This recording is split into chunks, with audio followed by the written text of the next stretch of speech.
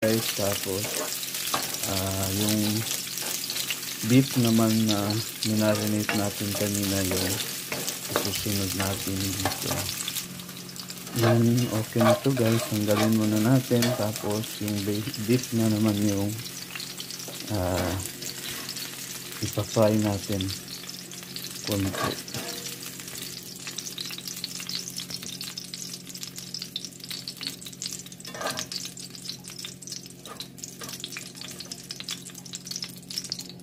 Ngayon yung beef noon guys, kakamayin ko na guys kasi nagmamadali na rin.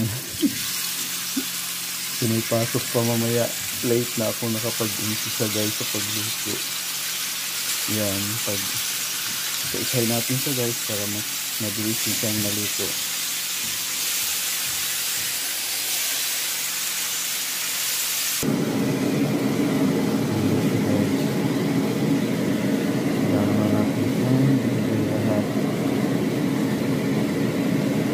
Luto lang siya kasi mamaya lulutuin tapos mamaya babalik na rin lang natin.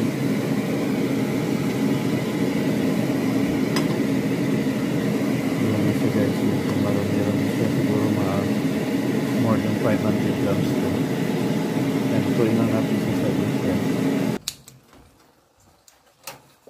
Yan guys, balik na rin natin siya. At yun guys, dapat mas maganda sana yung sirloin na kaning baka ito, beef shank to kasi medyo matigas to, pero sana malalambot din siya kaagad.